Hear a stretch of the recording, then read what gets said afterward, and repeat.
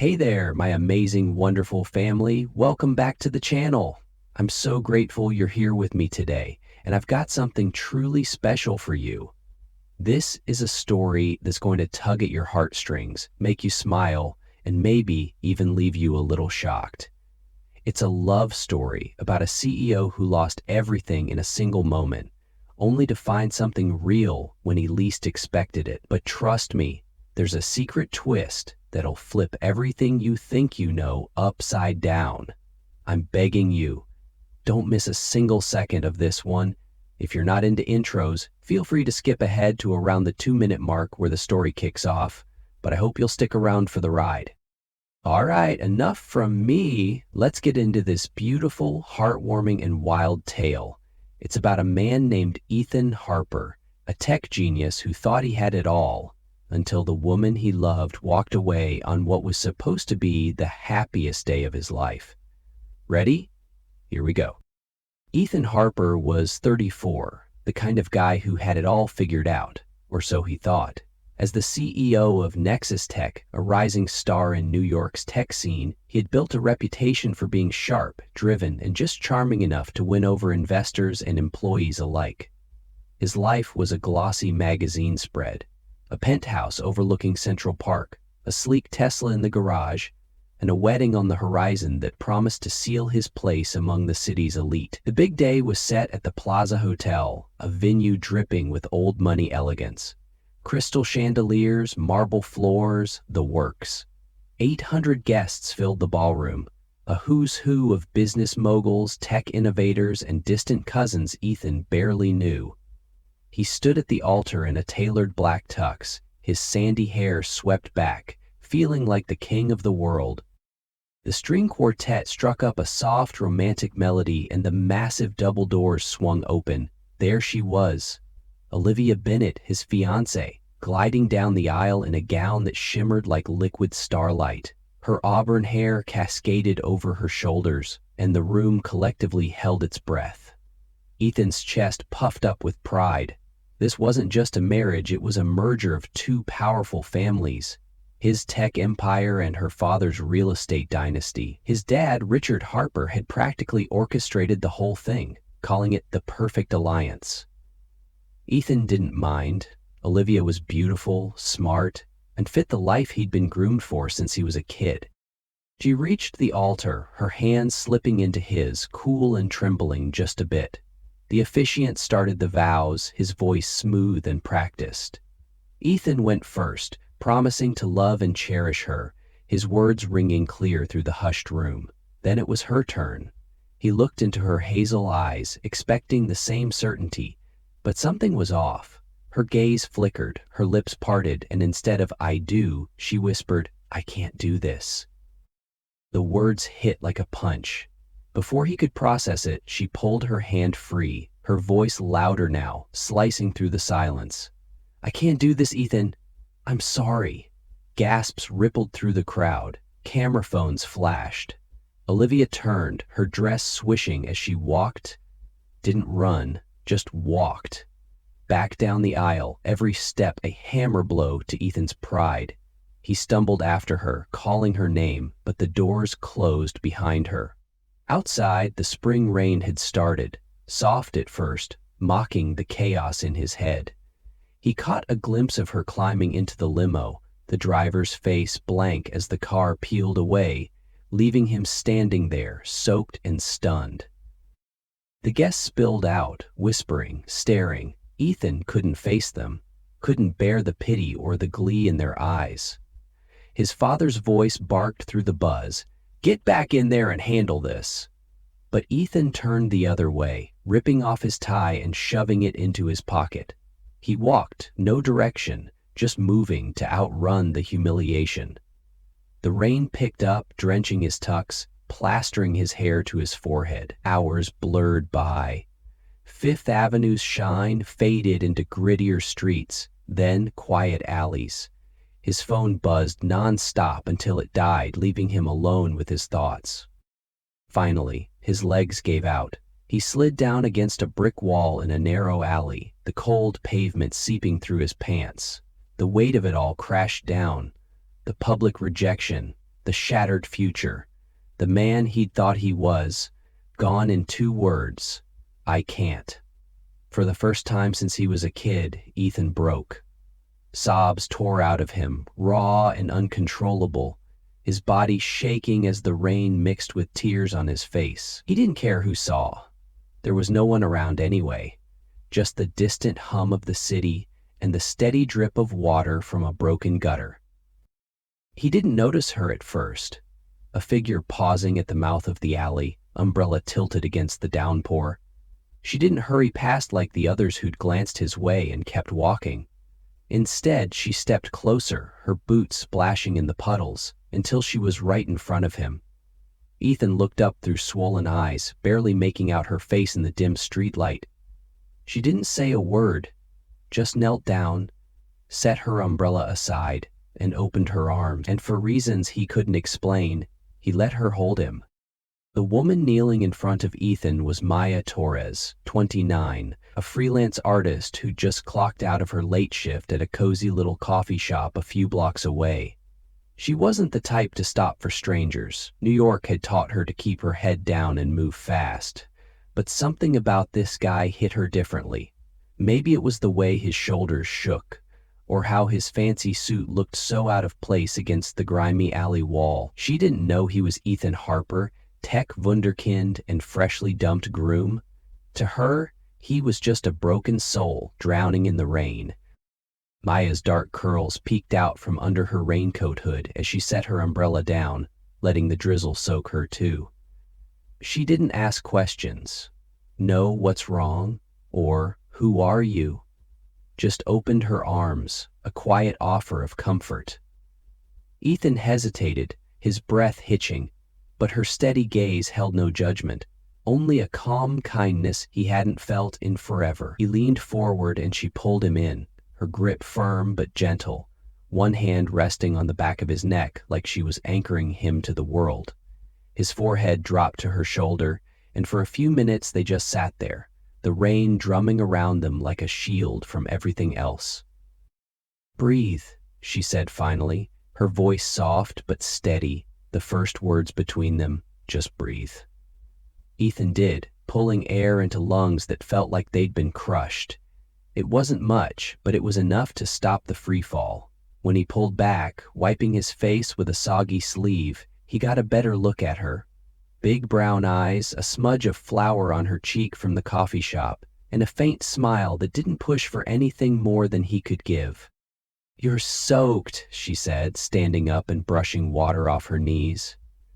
"There's a diner around the corner, warm lights, decent coffee, no one'll bother us. Come on." Ethan blinked, still dazed, but her hand was outstretched, and he took it, letting her pull him to his feet. The world tilted for a second. Too much rain, too little food, but she steadied him with a quick grip on his arm. The diner was a hole-in-the-wall joint, all chipped formica tables and flickering neon signs. Maya slid into a booth near the back, waving at the lone waitress like they were old pals. "2 coffees, please, and whatever's hot," she called. Ethan sank across from her, feeling the warmth seep into his bones as the rain dripped off his cuffs onto the floor. She didn't pry, just sipped her coffee when it came, watching him over the rim of her mug. "Why'd you stop?" he asked eventually, his voice rough, like it hadn't been used in days. "Most people don't." Maya shrugged, tearing a sugar packet open and stirring it in. "I've seen enough hurt to know when it's real. You looked like you needed someone to not walk away." Her words landed soft but heavy, and Ethan felt something loosen in his chest. He didn't tell her the whole story. Not yet, just bits and pieces. "Someone I trusted left me today, in front of everyone. I don't even know what I'm doing anymore." She nodded like that was enough. "Yeah, that'll knock the wind out of you, but you're here now, still breathing. That's something." The waitress dropped off 2 plates of steaming hash browns and eggs, and Maya pushed one toward him. "Eat. You look like you haven't since breakfast." He almost laughed. Hadn't eaten since that morning's toast, back when he thought he'd be cutting cake with Olivia by now. "Supposed to be a big party after." he muttered, poking at the food. Guess I missed it. Better food here anyway, she said with a grin, and somehow that got a tiny smile out of him too. They ate in comfortable silence for a while, the clatter of the diner fading into the background. She told him her name, Maya, and that she worked odd jobs to pay the rent while she painted on the side. He gave her Ethan. No last name, no CEO title, just a guy who'd hit rock bottom.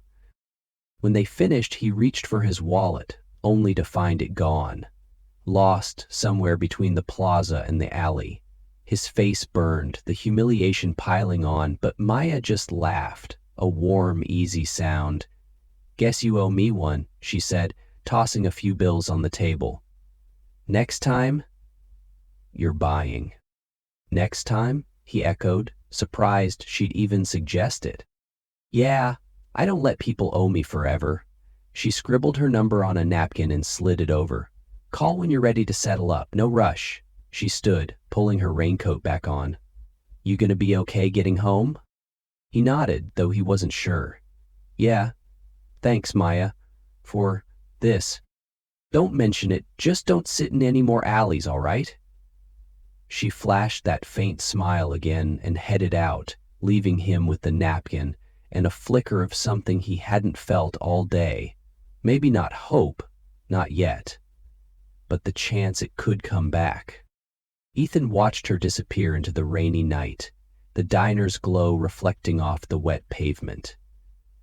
He didn't know it then, but that moment, that stranger's kindness, was about to rewrite everything he thought he knew about himself. Ethan didn't call Maya right away. That napkin sat on his penthouse counter for 3 days, staring at him while he drowned in voicemails from his dad, texts from worried colleagues, and headlines screaming about tech titan's wedding disaster. He couldn't face the world yet, couldn't face the pity or the questions, so he stayed holed up, blinds drawn, replaying Olivia's exit like a bad movie stuck on loop. But every time he passed that napkin, something tugged at him. Finally, on a quiet Wednesday night, he punched in her number, half expecting she wouldn't pick up. She did. Took you long enough? Maya teased, her voice crackling through the line like she'd been waiting. Still owe me that coffee. They met the next evening at a tiny park tucked behind a row of brownstones, far from the flash of Midtown where someone might recognize him. She showed up with a sketchbook under her arm, wearing a faded denim jacket, looking nothing like the polished women Ethan usually ran with. It was refreshing, like she didn't care about impressing anyone, least of all him. They sat on a bench, sipping takeout coffee, and talked. Not about the wedding, at least not at first. Just small stuff. She told him about the coffee shop, how she'd burned a batch of scones that day and laughed it off with the regulars. He admitted he'd been dodging his phone, letting his assistant handle the fallout at Nexus Tech. It was easy with her. No pressure to be the CEO, just Ethan, the guy who'd cried in an alley. Over the next few weeks, they carved out a routine. Sundays in the park, Wednesdays at a dusty old bookstore cafe where the barista knew Maya by name. She'd sketch while he rambled, her pencil scratching out shapes he couldn't quite decipher. He opened up more, told her about his dad, Richard, a bulldozer of a man who'd built Harper Realty from nothing and expected Ethan to keep the family name spotless. He's why the wedding was such a circus, Ethan said one night, stirring his coffee too hard. 800 people to prove we're untouchable. Guess that backfired. Maya glanced up from her sketch. Sounds like he cares more about the brand than you. That's rough. Her bluntness caught him off guard, but she wasn't wrong. It made him wonder how long he'd been living for his dad's approval instead of his own. She shared too. Her voice got quiet when she talked about painting. I used to dream of galleries, big shows, but after a few rejections I stopped trying. Now I just doodle for myself. She flipped her sketchbook shut like it was a secret she wasn't ready to spill. Ethan saw the spark in her though, something fierce she'd buried under part-time shifts and self-doubt. He wanted to tell her she was good, that she shouldn't give up, but he held back. Who was he to preach when his own life was a mess? One evening, after a rare good day at work, Ethan showed up at the bookstore with a small box. Top-shelf watercolors, the kind he'd seen her eyeing online once when she'd left her phone open. "Thought you might like these," he said, sliding it across the table. Her face lit up for a second, then tightened. "Ethan, this is sweet, but I can't take it." She pushed it back, her jaw set. "I don't want you thinking you owe me more than you do, or that I need fixing." He fumbled, caught off guard. "I didn't mean it like that. You've been good to me. I wanted to give something back." She softened a little, but her eyes stayed firm. "You don't have to buy my friendship. Just keep showing up. That's enough." He nodded, pocketing the box, and something clicked. She wasn't here for his money or his name. She saw him. The rare him, and that was rarer than anything he could have bought her. They kept meeting, and the more they talked, the more Ethan felt pieces of himself coming back together. She'd tease him about his fancy CEO voice when he slipped into work mode, and he'd fire back about her awful latte art, both of them laughing until their sides hurt. One night, under the bookstore's dim lights, he told her the full story. Olivia, the altar, the rain. She listened, her pencil still, then said, "She didn't deserve you, Ethan. Not because you're some big shot, but because you're better than someone who'd run like that." He looked at her, really looked. Her messy bun, the paint flecks on her fingers, the way she leaned in like every word mattered. "Why do you stick around?" he asked, half joking, half serious. "I'm a wreck." Maya smiled, small but real. "You're not a wreck. You're just figuring it out, and I like people who don't pretend they've got all the answers." That night, walking home under a sky finally clear of rain, Ethan realized he hadn't thought about Olivia in hours. Maya wasn't fixing him. She was showing him he didn't need to be fixed, just seen. And for the first time in weeks, he felt like maybe he could be enough, just as he was. Ethan and Maya's quiet little world couldn't stay hidden forever. It was a Tuesday morning when the storm hit. Not rain this time, but a headline in the Post. Tech CEO's new flame moving on already. Plastered below it was a grainy photo of them leaving the bookstore cafe. Maya laughing at something he'd said, Ethan's arm brushing hers. The article called her the mystery woman consoling Nexus Tech's jilted genius, and speculated wildly, gold digger, rebound fling, you name it. Ethan's phone lit up with texts from his assistant, calls from PR, and a curt voicemail from his dad. "Fix this, Ethan, now."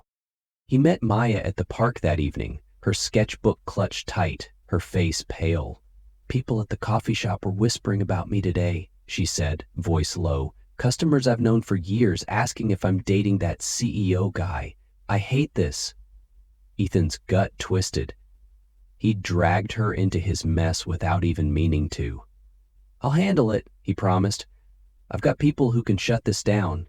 But she shook her head. "It's not just the noise, Ethan. I don't fit in your world. I don't want to be some tabloid sideshow."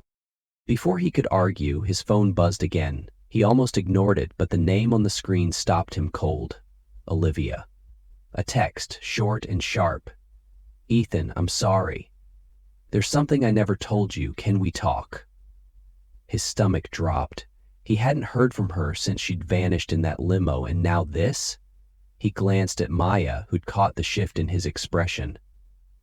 "What's wrong?" she asked. He hesitated, then showed her the message. "It's her, my ex." Maya's eyes darkened, but she nodded. "You should see what she wants." Closure's better than wondering. He didn't want to. Every part of him screamed to delete it and move on, but she was right. He called Olivia back that night, alone in his penthouse, the city lights mocking him through the windows. Her voice was shaky when she answered. "Ethan, I owe you the truth. I didn't leave because I stopped loving you." He clenched his jaw, waiting. "I was pregnant. Not yours. It was someone from my past before we got serious. I didn't know until a week before the wedding and I panicked. I couldn't marry you with that lie between us. The words slammed into him like a freight train. Pregnant, not his. All those months, the dinners, the plans, the vows he'd rehearsed, she'd been hiding this? Who? He demanded, voice hoarse. Doesn't matter, she said, too quick. I married him last month in Vermont. Quiet thing, no fuss. I thought you should know. I'm sorry, Ethan, I really am. He hung up before she could say more, his head spinning. Not his, married. The betrayal stung, but weirdly, it didn't break him like he'd expected. It was almost a relief, proof that her leaving wasn't about him failing, but her carrying a secret too heavy to hold. He sat there, staring at the blank screen, until the anger faded into something quieter. Freedom, maybe. He told Maya the next day, meeting her at the bookstore cafe, even though the air between them felt different, thicker, tense. She listened, her coffee untouched, as he spilled it all. She's gone for good now, he finished. Married some guy, kid on the way. I don't know what I am. Pissed, sure, but also glad I dodged that bullet. Maya's lips pressed tight, like she was holding something back. That's a lot, she said finally. I can't imagine what's going through your head right now. She paused, then added, but this article, it's not just about her anymore. It's me too. My boss asked if I'm famous now, half joking, half not. I don't know how to handle that, Ethan. I'm not built for spotlights. He reached for her hand, but she pulled back, just an inch, enough to notice. I can fix it, he said again, desperate. I'll get the story buried, keep your name out of it. You don't have to deal with this. It's not that simple, she shot back, her voice sharper than he'd ever heard it. You're used to this. Paparazzi, headlines, your dad barking orders. I'm not. I'm just a girl who paints and pours coffee. This isn't my life. She stood, grabbing her bag. I need some space, okay? To figure out if I can even do this. Us. Without losing myself in the mess. Maya, wait, he started, but she was already heading for the door, her sketchbook under her arm like a shield. I'm not saying goodbye, she called over her shoulder. Just give me time. And then she was gone, leaving him with an empty mug and a sinking feeling he'd screwed up something good. The next few days were brutal. His dad stormed into Nexus Tech, all bluster and scotch fumes, demanding Ethan clean up his image before investors bailed. First Olivia, now this artsy nobody? You're a Harper, act like it. Ethan barely listened, his mind on Maya, on Olivia's confession, on the life he'd thought he wanted crumbling around him. He tried texting her once. I'm sorry about the article, let me know you're okay. But no reply came. He didn't push. She'd asked for space, and he'd give it, even if it killed him to sit still. Meanwhile, the tabloids kept churning. Who's Ethan Harper's new muse? One asked, digging up Maya's coffee shop job like it was some juicy scandal. Ethan called in favors, got the worst of it scrubbed from the web, but the damage was done. He'd pulled her into his chaos and now she was gone, maybe for good. He kept her napkin though, the one with her number, tucked in his desk drawer like a lifeline he wasn't sure he'd get to use again. Late one night, staring out at the city from his penthouse, he wondered if this was it. Another person walking away because his life was too loud, too much. Olivia had left him with a secret baby. Maya might leave because he couldn't keep the spotlight off her. He didn't blame her. He wouldn't want this circus either. But losing her felt different, sharper, because with Maya, he'd started to see a version of himself he actually liked. Not the CEO, not the Harper heir, just Ethan, the guy who could laugh over burnt scones and feel human again. And now, with her silence stretching on, he wasn't sure if he'd ever get that back. The weeks without Maya stretched out like a gray fog over Ethan's life. He threw himself into work, the one thing he could still control. Nexus Tech was buzzing with a new project, a free coding app for kids. Something he'd been kicking around for years but never prioritized. Now, it felt urgent, personal. He'd sit in his office late at night, the city humming below, sketching out features. Interactive lessons, bright colors, a way for kids who'd never get a shot at tech to find their spark. He didn't admit it out loud, but Maya was woven into it. Her warmth, her belief that everyone deserved a chance to shine. He called it Code Bright, and it kept him sane while the silence from her gnawed at him. He didn't call her again. She'd asked for space, and he respected that, even if it meant staring at her number every night and willing it to light up his phone. Instead, he poured his energy into the app, leading late-night brainstorming sessions with his team, testing prototypes until his eyes burned. It wasn't just busy work, it was good. The kind of good that made him feel like he was building something real, not just another shiny toy for investors. His assistant Jen caught him grinning at a demo one morning and raised an eyebrow. "This isn't your usual corporate stuff, Ethan. It's, I don't know, human." He shrugged, but her words stuck. Maybe he was finally doing something that mattered. Across town, Maya was finding her own way. She'd gone back to the coffee shop, dodging the lingering stares from customers who'd seen the tabloid buzz. But her mind wasn't on lattes anymore. Those weeks with Ethan had stirred something she'd buried. Her art. One rainy afternoon, locked in her tiny apartment, she pulled out her sketchbook and started painting. Not doodles this time. Big, bold canvases. All storm clouds and soft light breaking through. She painted the alley where she'd found him, the diner's glow, the way his shoulders had slumped, then straightened. It was messy, raw, and hers. She didn't stop there. With every brushstroke, the old fear of rejection faded a little. She called up a friend who ran a small gallery in Brooklyn and pitched her first show. "Just a few pieces," she said, voice shaky. "I think they're ready." Her friend didn't hesitate.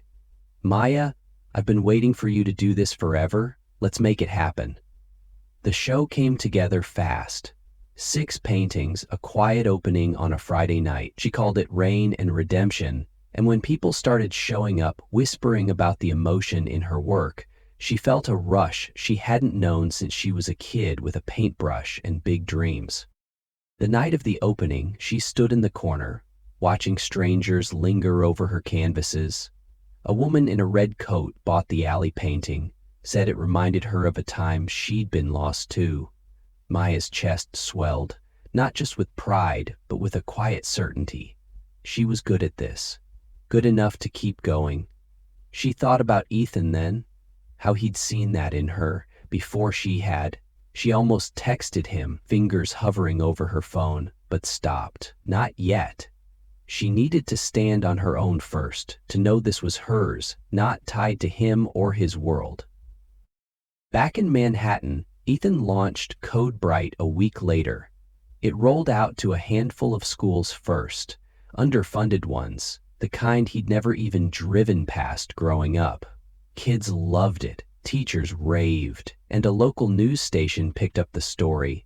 CEO turns heartbreak into hope. He hated the headline, but the footage of 5th graders coding their first games made it worth it. His dad called, gruff but impressed. "Finally, something I can brag about." And for once, Ethan didn't care about the approval. This wasn't for Richard. It was for him, and maybe a little for the girl who'd pulled him out of the rain. One night, after a long day tweaking the app, the sky opened up again, thunder rolling, rain slashing against his penthouse windows. He stood there, watching it fall, and the ache for Maya hit hard. He hadn't let himself feel it fully until now. How much he missed her laugh, her quick jabs, the way she'd tilt her head when she listened. Before he could talk himself out of it, he grabbed his phone and called her. It rang twice, 3 times, and then her voice, soft, surprised. "Ethan?"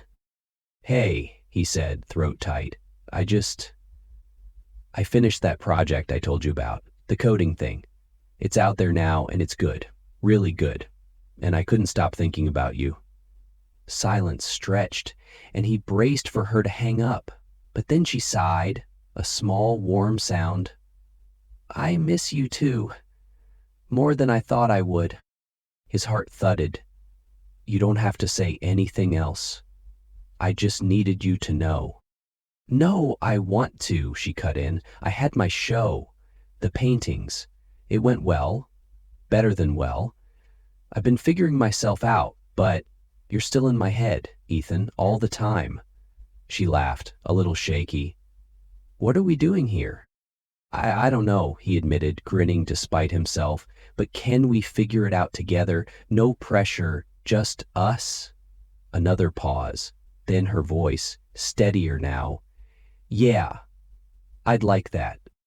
They didn't make plans right then, just let the call linger, talking about nothing and everything until the rain eased up. It wasn't a grand reunion, not yet, but it was a start. And for the first time in weeks, Ethan fell asleep without that hollow ache in his chest, knowing she was out there, painting her storms, and maybe, just maybe, thinking of him too. It was a crisp Saturday evening when Ethan asked Maya to meet him at Nexus Tech's headquarters. He'd been back and forth with her on the phone since that rainy night. Easy chats about her paintings, his app, the little things that kept them tethered. But he wanted to see her, really see her, and show her what he'd been building. She agreed, her voice light but curious. "Your fancy CEO lair? All right, I'm in." When she stepped into his office, the city skyline glowing through the floor-to-ceiling windows, she looked different, not in a big way, just steadier. Her denim jacket was swapped for a soft sweater, her curls loose, and she carried that sketchbook like it was part of her now. "Nice view," she said, smirking. "Beats the alley, huh?" He laughed, the sound easy for the first time in months. "Yeah, just a little." He pulled up CodeBright on his tablet, walking her through it. The bright interface, the games kids had coded, the emails from teachers saying it was changing lives. "This is what I've been doing," he said, watching her face. "It's not just tech, I don't know, it's something I care about. And you're in it, Maya, the way you see people, give them a shot. That's what pushed me to make it real." Her eyes softened, tracing the screen. "Ethan, this is amazing. Those kids, they're lucky to have you in their corner." She set the tablet down, meeting his gaze. "I'm proud of you, really." The words hit deeper than he'd expected, warmer than any boardroom praise. He reached into his desk drawer then, pulling out a small box. Not the watercolors this time, something simpler. Inside was a key, attached to a tiny silver charm shaped like a paintbrush. "It's not for here," he said, quick, catching the flicker of surprise on her face. "I found a studio space in Brooklyn, small, good light, near your place. I thought maybe you'd want a spot that's yours, for the painting. No strings, no rent, just a place to create." Maya stared at the key, then at him, her mouth parting like she wasn't sure what to say. "Ethan, you didn't have to." "I wanted to," he cut in, stepping closer. "Not because I think you need it, but because you deserve it. You pulled me out of a hole I didn't know I could climb out of. This is me saying thank you, and that I'm not going anywhere unless you tell me to." She closed her fingers around the key, a slow smile breaking through. "You're ridiculous, you know that?" But her voice was thick, and when she looked up, her eyes were shining. "Okay, I'll take it, but only if you're there sometimes bugging me while I paint." "Deal," he said, grinning. He took her hand, pulling her toward the window. The city stretched out below, lights flickering, alive, and he slid an arm around her waist. "A year ago, I was a mess. You found me, didn't fix me, just stayed. And now I'm here, with you, and it's better than anything I planned." Maya leaned into him, her head resting against his shoulder.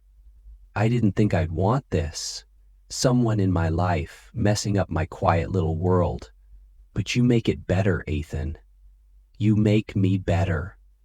She turned, her fingers brushing his jaw, and pulled him down into a kiss. Soft at first, then deeper, full of everything they'd been holding back. When they broke apart, breathless, she whispered, "I choose this. You. Right now." They stood there, wrapped up in each other as the sky darkened and stars poked through. It wasn't a fairy tale ending, no grand promises or perfect fixes. Olivia was a memory, his dad's expectations a dull hum he could tune out. Maya wasn't his rebound or his savior. She was his partner, someone who saw him through the storm and stuck around for the sunshine. A year ago, she'd found him sobbing in the rain, a stranger with nothing left. Now, they were here, together, not because they had to be, but because they wanted to. And as the city buzzed below, Ethan knew this messy, real, beautiful thing with Maya was where he belonged.